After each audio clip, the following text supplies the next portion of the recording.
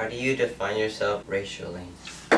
So the way I define myself racially is when you look across the history of Africans coming to the western part of the world, into the United States, right?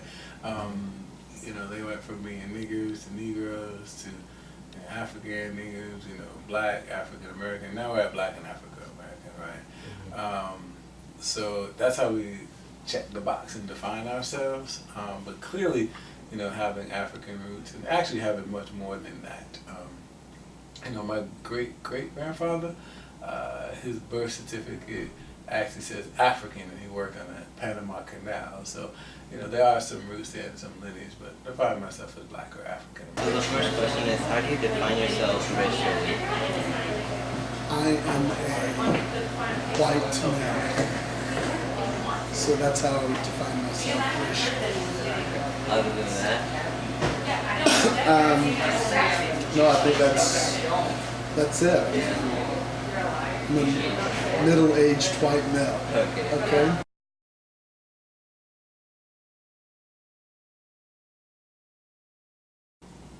Were there any vital moments in your life that affected your understanding of race? And if so, please explain. I mean, there are quite a few at understanding of race. I mean, I'll give you an example. When I was a little boy, my dad used to take me with him to some of his business meetings and deals, and he was the only black or African American in the room and in his field dealing with computers. And it was interesting for me because, I used to watch him, and I'm just going to be real with you, these Caucasian men would be in the room, and Asian women, particularly the men, would come up, talk to my dad, and I'd be standing right next to him, and they would really cheat him out of money and cut him out of deals right in front of his face, in front of me, in front of his child, and I used to watch that and realize, it's clear that they were doing it because he was black, not because of any other reason, Plus, my dad is a small man by stature. He's very tall too, and he was a great athlete. Went to NYU and played basketball and baseball on scholarship. So you think about it,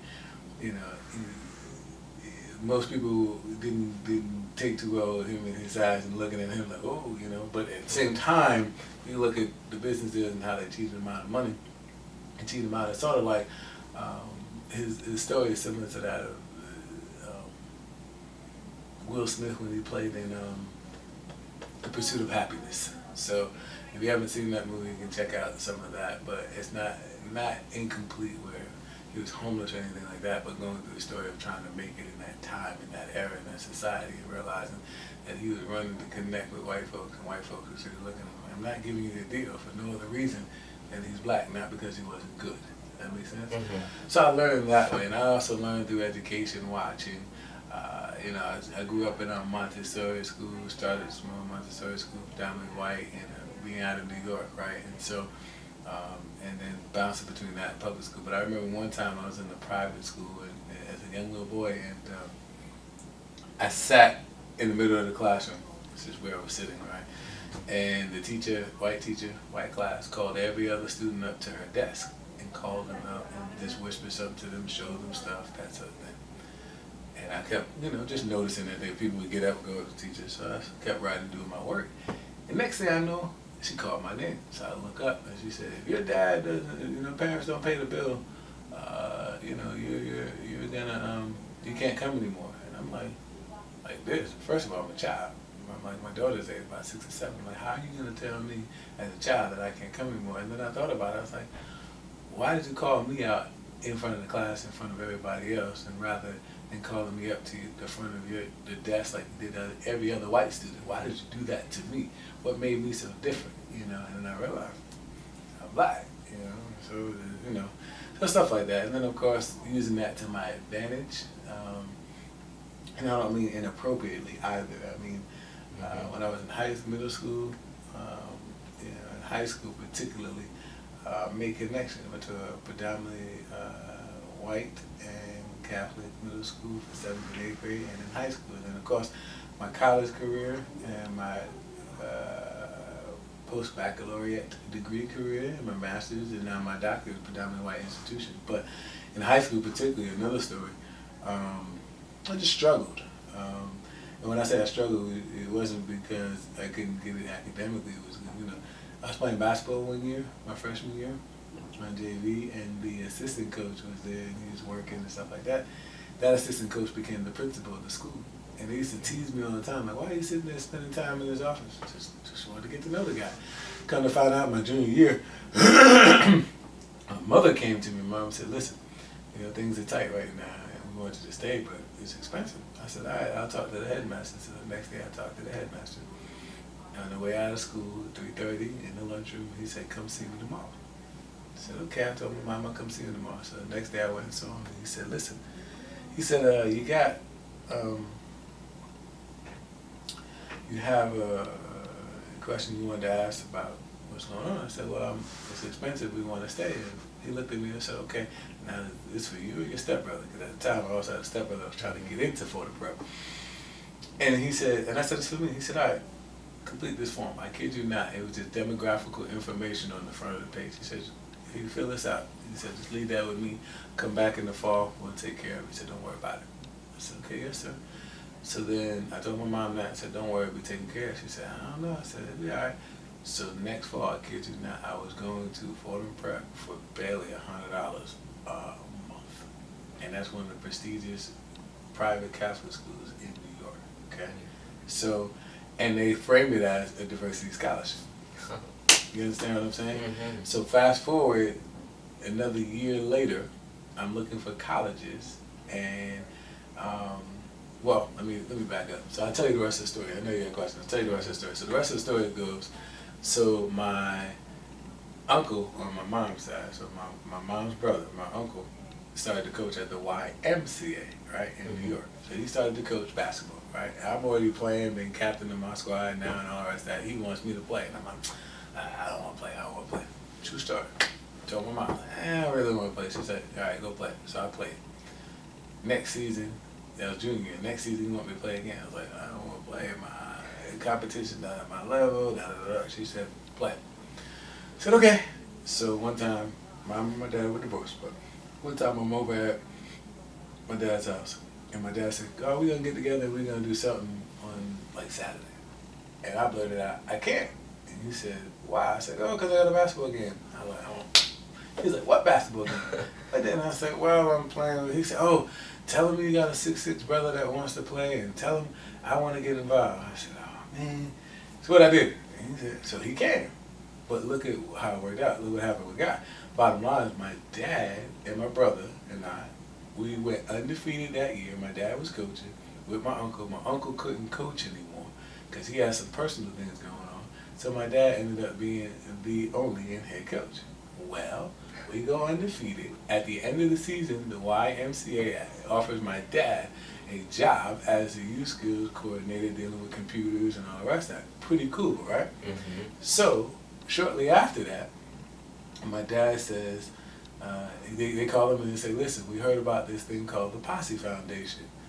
Posse? We said, okay. He said, we want you to nominate several students out of the program for this Posse scholarship. He said, okay, but one of them has the last name Vickers. So, fast forward, Posse is a scholarship program that takes groups of students, leaders as they call them, but it's more so about diversity. Mm-hmm. All right, so you're talking, right? Take leaders from primarily public schools in New York and in the city, takes them and sends them to schools like Vanderbilt University with a full tuition scholarship. Okay. Yes. Now get this. All I knew was Vanderbilt. They sent me. I got the scholarship, $80,000 at that time. They sent me to DePaul University in Greencastle, Indiana, in the middle of nowhere, middle cornfield. Never seen it before. It's the Harvard of the Midwest. You hear what I'm telling you? And so all because. You understand what I'm saying? Yeah. Membership, leadership, but the majority of diverse pool. Okay, so you look at that now. Posse has national offices across the United States, in New York, Boston, LA, DC, Miami, Louisiana. You name it, they've got an office in there. Okay, and they send kids all across the country. Where at first it was Vanderbilt, then I was part of the first class out of DePaul University. Right. Posse class, right? There was 10 of us that started. I think 7 of us actually 11, but 7 of us actually ended up graduating. And I'm on the cover of the magazine, of my alumni magazine, and I asked him to do a feature story. I'm telling you the truth. I'm bringing it in. But why I tell you that is because the point of the matter I'm getting at the story is national offices across the land. And it's so well recognized now. President Barack Obama, during his first term in office, and you can look it up, he gave $125,000 of his Nobel Peace Prize money to the Posse Foundation. So what once was small became a large dream to send kids across the country to schools to give them an education. And we're really talking about leadership, but when you look at it, it's a diverse pool of students. You understand what I'm saying? So using some of that to the advantage, okay? I got plenty of other stories and scenarios, but I'll stop there. Okay. Were there any pivotal moments in your life that have affected your understanding of race? And if so, describe.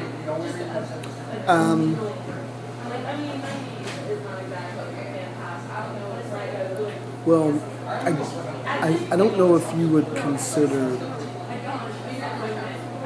Judaism a race or a religion, but I will share a story. When I was playing tennis when I was in high school, I had to play a Jewish boy one time in tennis. His name was Kevin Levy, and Kevin was from Raleigh, and I beat him in the match. Well, he was a very kind person, and he and I became friends after that, and we played doubles together. And I was playing a doubles match with him some years later, and he called a ball out, and the people across the way said they thought he called the ball wrong. And I said, no, the ball was out, he called the ball right. And they turned around and they said, dirty Jew. And they spoke of his, Jewish heritage. And I think that's one of the only times I've ever experienced something that I totally didn't understand, because I just liked him as a person. And now all of a sudden it was thrown in my face that they were making some racial remark about him being a Jew. And so from that I got interested in Judaism, and I started researching it, and I actually did a senior research paper on Judaism, and he and I are still really good friends today. But I sort of educated myself more about the Jews and what that meant, and how they were similar or different than my Christian background. And I think it was a pivotal moment for me, and I think it started making me think about, if a kid said something about a Hispanic kid, or a kid said something about a black kid, or a kid said something about a fat kid, or somebody that looked different than a normal white kid, whatever that means, but for whatever that's worth, it made me think about how to talk nicer and be more considerate to people, I think. It's a good point. Another question is, how did you learn about race? Well, one through the educational pieces I was sharing, but the other way I learned, growing up, we lived in initially a nice neighborhood, and not too far from Yankee Stadium. If you're ever familiar with the Jefferson Show, it's sort of like moving on up from the poor house to the big house, if you will. And not saying we were poor, but we were middle class working Americans. Well, my parents were, and my mother was also dealing with sickness. But I learned about race because, again, noticing that we were one of the only few. You look around. Every time I was sick, I was always either one of the only or one of the only few. Both my sister and I, we were just like, man, every time we talk around, it was, you understand what I'm saying? So I learned it that way. I also learned about race, simple things. You go to the store, I dress well.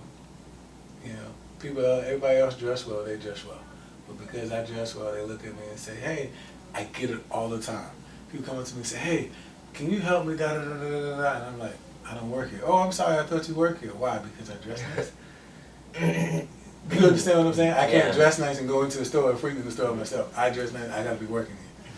And I just maybe just give off this aura that I know what I'm talking about, I know what I'm doing. I don't know. But I get that stuff all the time. I'm like, you know, or even in this position, I'll be frank. This year was the first year I had it where, you know, for no other reason, a student they said that they, you know, didn't want me as their advisor, but couldn't pinpoint why. But I gave them all their every resource possible, supported them every way possible, but they won't say. But somebody had to say to me, it's like, they probably can't say it, but it was probably because you're black.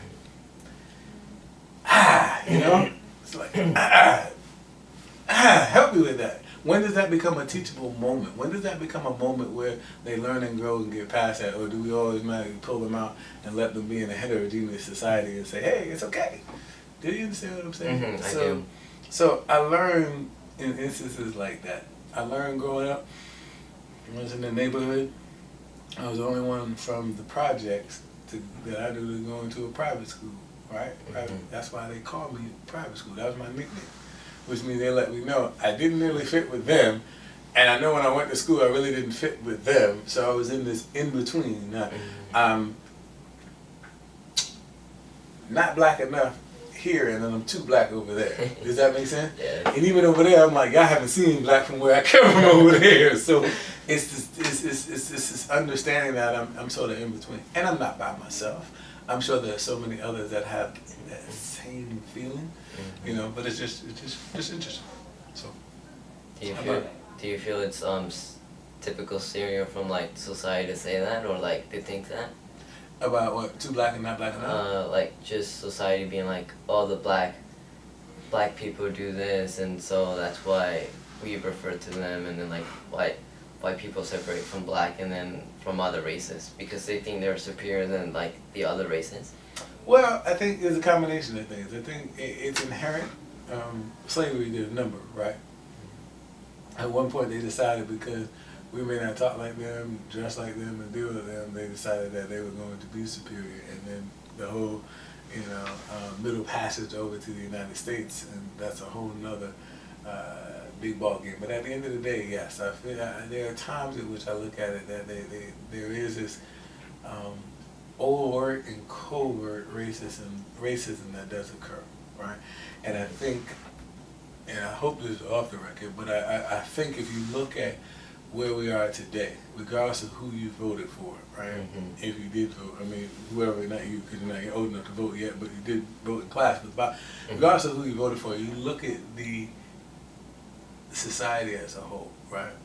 And what it shows is now when you look at people, you're like, did you vote for this person or did you vote for that person? And if you voted for X, does that mean you feel a certain way? Or if you voted for Y, does that mean you feel a certain way? And then how you carry yourself. And the issue is there's so many people that I'm talking to now like, oh, I'm so frustrated, I'm upset about the elections. Okay? Why? Well, look, what does it say for this? What does it say? Okay.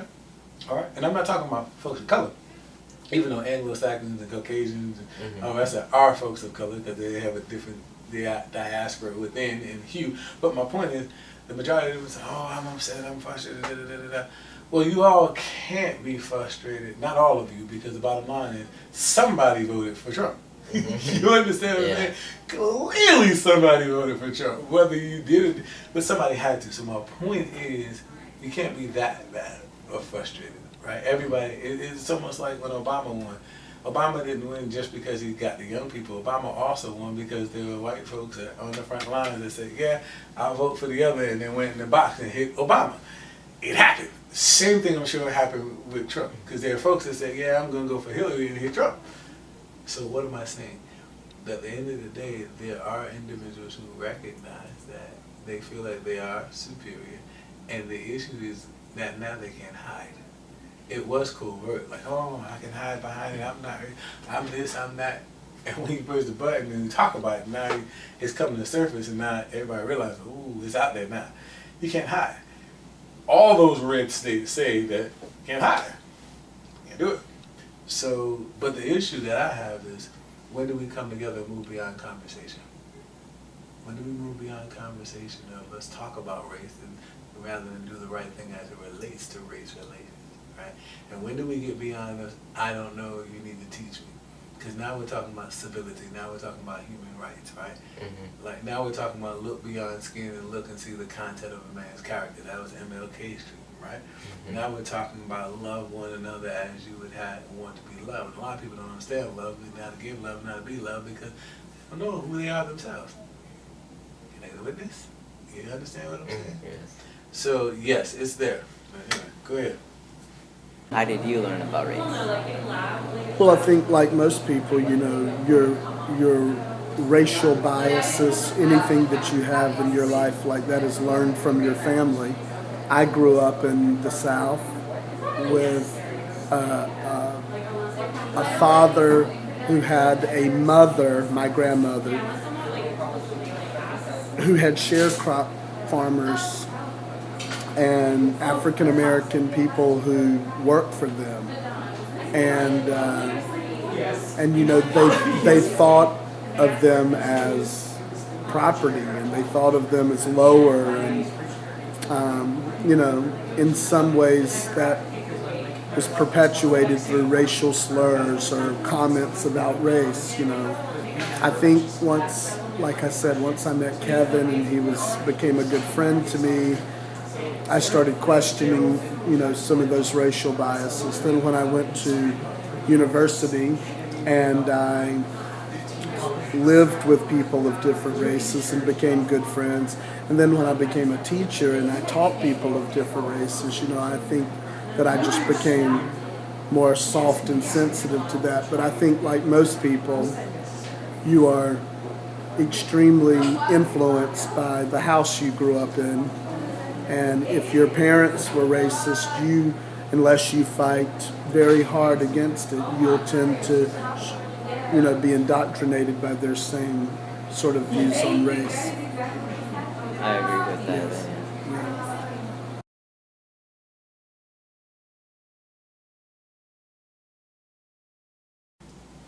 What, if anything, you believe is the impact of race on education?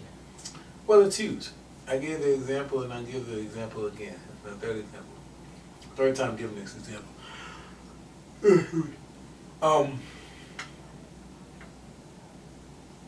You know that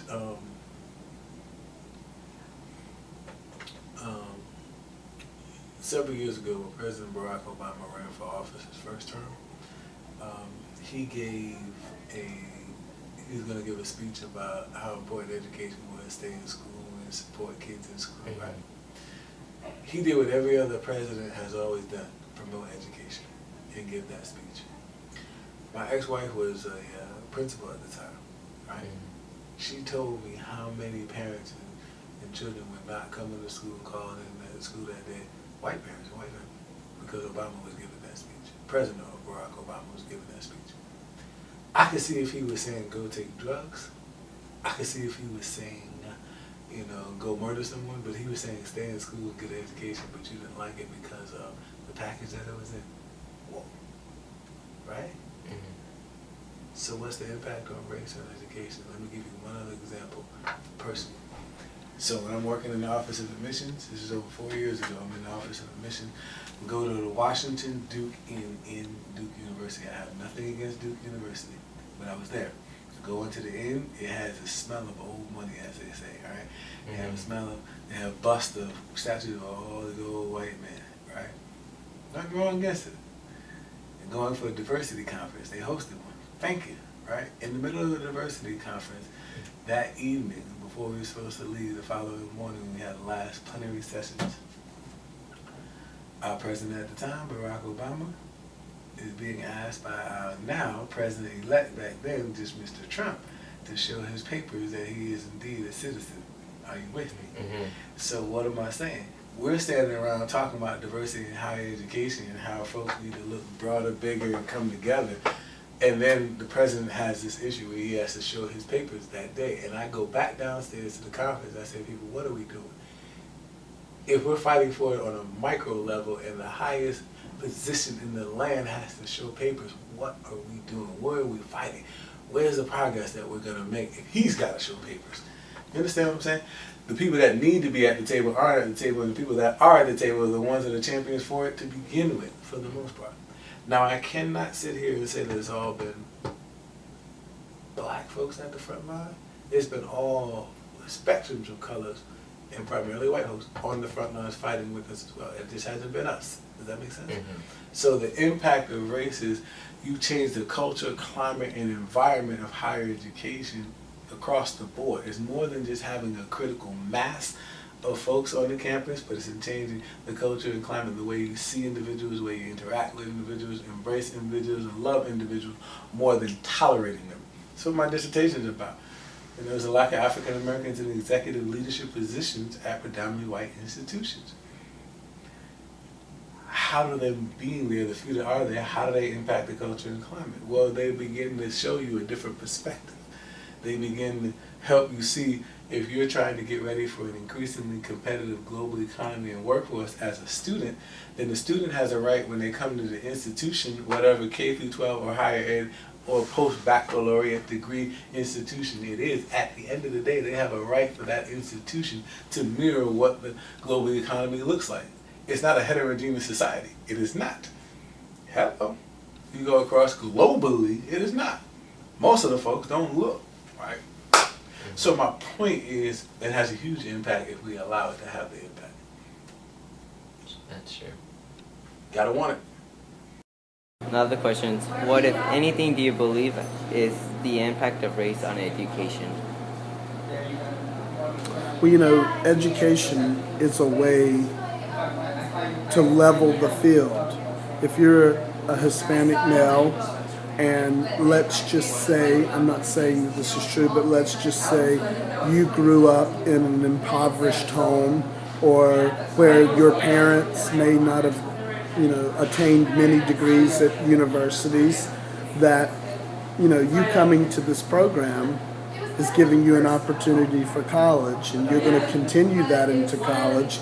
And the more educated you become, the more monetary potential opportunities you'll have. And with just your advances in education will probably help advance your status socially, economically. So to me, education is a real leveling field.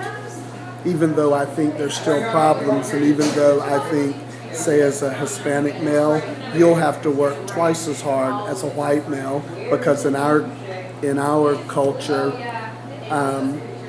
just being a white male gives you privilege, whether that's right or not.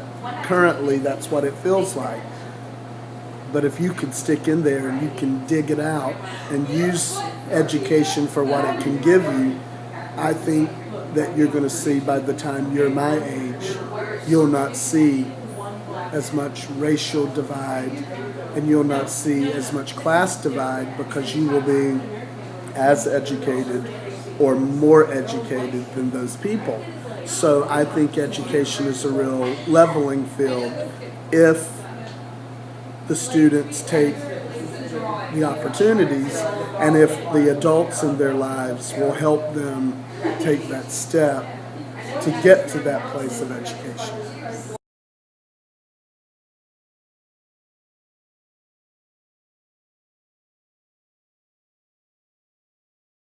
Another question is, how has race shaped your education experience?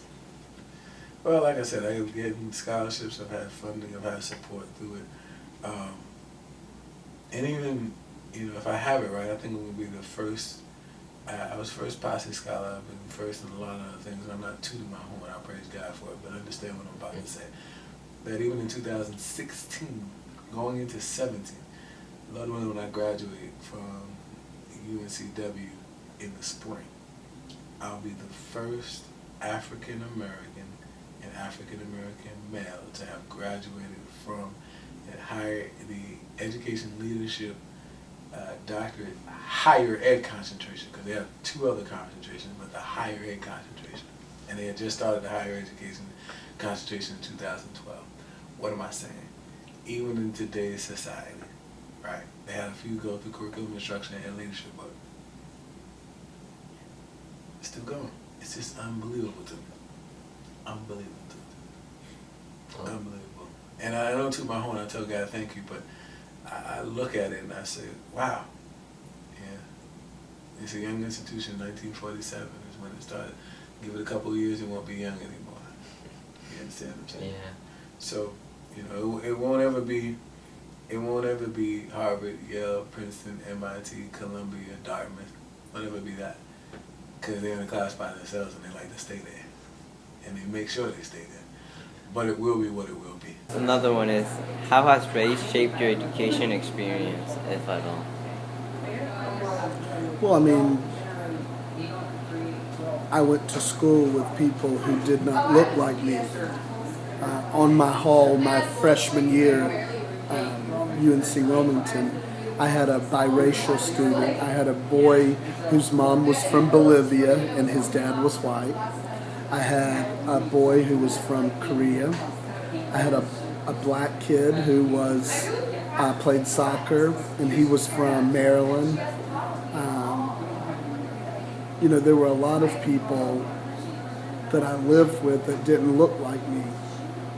And because you live with them and you're with them every day and you eat and sleep and go to school and play sports, you become more like a family. And when you become more like a family, you stop seeing the brown skin you start seeing the person and not the skin color. And then because you're emotionally invested in them now, if someone were to say something racially charged toward you, it would make me angry and I would come to your defense, or I would say, you need to correct the way you're thinking about this. I would be quick to jump to the defense. So I think just the fact that I lived with people that didn't look like me and I became friends and more invested in them, I got to know them more as a person versus the color of their skin. And I think that's what makes me a good teacher today, because I treat everybody the same. You know, it doesn't matter what you look like, it matters what you give me in the class, what your academic output is. So I think that's more of what I'm looking at now. And that's what those experiences made me into the person I am today. So do you think teachers look into their skin color before they judge by their academics? Well, I think it would be stupid to say that there's not some of that going on, you know. Do you think, you know, I watched the movie McFarland USA. If you've not seen it, you should see it. I've seen it. Well, you know, the Hispanic boys in that community had a white, you know, I think we demonize white people for always saying this person and this person and this person, and they're the racially charged ones. But in that movie, they kept they called him White, because his name was Coach White, and they always referred to him as Gringo. And I don't believe that's a term of endearment, right? I don't think that's something to say, hi friend. I think Gringo is sort of a derogatory term. But they just said it the whole movie until the very end, when they had bonded with him and he stayed and he was their coach and they loved one another. They stopped calling him that. So I think if I was a white kid and I went into an all Hispanic community, I think maybe they would call me Gringo until they got to know me, you know? But I think it would be foolish to say that some of that's not going on. I'm more interested in you as a person and as a chemistry student than I was ever interested in your accent or the way your skin looks. I see beyond all that into a nice young man who's going to, do something great in the world. It doesn't register with me really, but I think it registers with a lot of people. Thank you.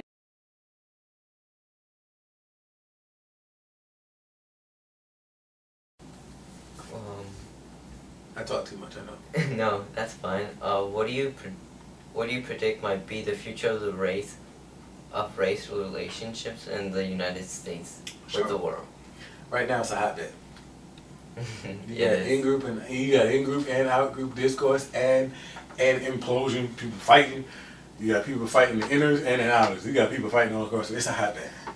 And unless we figure out how to love one another and how to meet people where they're at and understand people for who they are, not what we assume that they are, and unless we begin to live more in love rather than fear, I just think we're going to be suffering for a long time. Higher education is a place where we can have discourse, but we need to move beyond dialogue. So for us to sit down and have a conversation once is great, but us to develop a relationship that lasts for a lifetime is wonderful. Prime example, my son is best friends with a young man. My son is 5 now. Son is 5, and he's best friends with a young man who is white. And his father is the one I just walked by in the hallway, right? Just happens to be in the same daycare, right? They are best friends.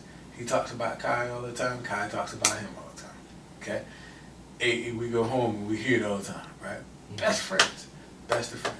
And both of us are like, we're both in higher education. He and I are close, right? We're not best friends, but friends. But we say, at what point is society going to take the fact that because they're different, that they're going to pin one another against each other and say, you ought not be best friends? You understand what I'm saying? Yeah, I understand. And it's not coming from us because we like, hey, great, have at it, we love it. You know, ain't bothering us. But when does it bother the other? You understand what I'm saying? I do. And so it's not until they get tainted by the world and society that it becomes an issue, right? Because kids don't see color lines. Kids see love. Kids see, oh, we fought today, but we say I'm sorry, make up, okay, go on about business. That's what kids see.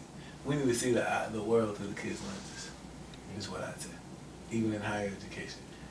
Changes the nature and conversation in classrooms, changes the culture, changes the environment, changes food, changes music, changes resources, you name it. It changes it all for the better. Because not only do we need to come in and diversify it, but the folks that are here in terms of Anglo-Saxons, in terms of the whites and Caucasians, they needed to be diversified for them as well too, or otherwise we're also doing them an injustice. I agree with that. It's deep, ain't it? Yes. All right, what else you got? What do you predict might be the future of race relationships in the United States and with the world? Well, if you look at the way the population is exploding, I don't think people that look like me are going to be the majority when you're my age. I think people that look like you might be the majority. And what will happen when white America is no longer majority white America? Well, it already is. Well, I know, but I mean, if you think about the way that, you know, the African American and Hispanic populations are expanding at a much higher rate than the white population is, you know, years from now I may be in the minority, you know. So I think it's definitely going to change the complexion, no pun intended, of the way that America looks.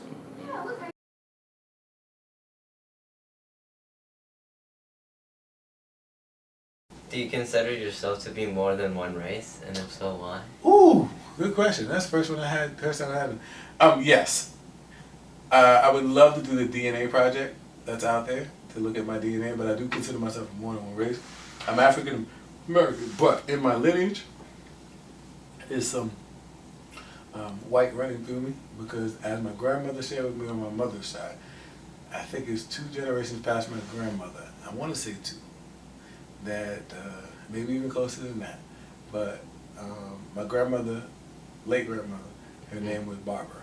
She got her first name from not her mother but her grandmother, right? Because I think it was her grandmother that was raped by a slave owner, and therefore her name got passed through down to her, right? Barbara. That's what I was told.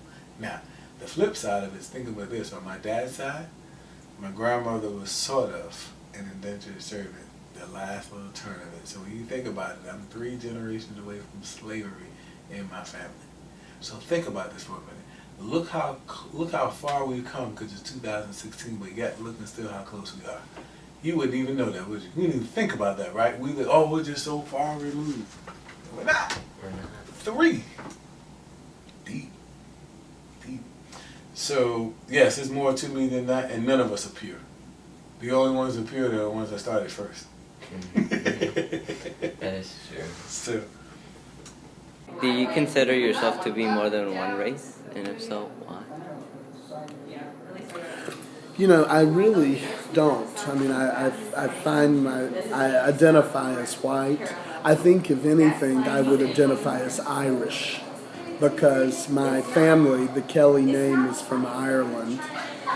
And so I always say my Irish heritage. You know, I think of myself as Irish before I think of myself as white. But so, I mean, that's the only thing I would say. I was not really, but, you know, I'm more attached to my Irish heritage than the fact that my skin's white. Okay?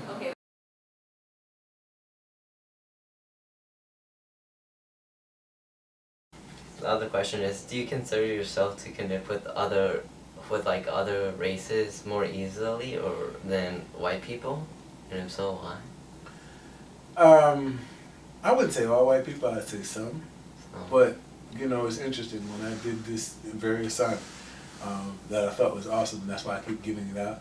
I did it for my doctoral program early on in 2013. I started in 2012, but 2013 I did it, right?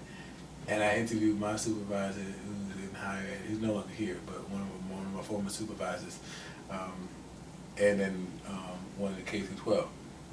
And I always knew we connected, and he was a big champion, and she was good, but I never knew why. And when I did this, I found out about how much of a champion they were for diversity and how much it meant to them and why they were based on their experiences, about how they looked at the other, how their parents told them, we're going to drive through this part of town, so we better go use the bathroom now and get everything and roll your windows up and drill, because this is a tough part of town. And this filled nothing but black folk. And he was like, the heck, they ain't going to come get our car, they ain't going to bother us, just drive. You know, but he learned that and it stuck with him, like, oh, and he's like, that ain't right. And so he's been a champion for whatever reason. She's another. So in terms of us relating, yeah, it's easy for me to relate to others, and then there are times I'm just like, we all have an anchor point where it becomes, okay, I have to slowly ease into that rather than going full throttle. So yeah, sometimes I think, you know, I'm easy at some cases in the race, and sometimes I have to be, because it's going to open up doors for me. Right, and then sometimes they don't even think about it, they don't realize it, and all the rest of that. So I have to be at times, right? And then of course, by what I believe in terms of being a reverend, of course you gotta have love, right? It's hard not to, even though your flesh wants to do other things, like what the rule, man, and, you know, Yeah. it's hard. It's hard. You gotta die to self because you want to knock some folk out. You hear me? Yeah. So, and that's a nice way to put it.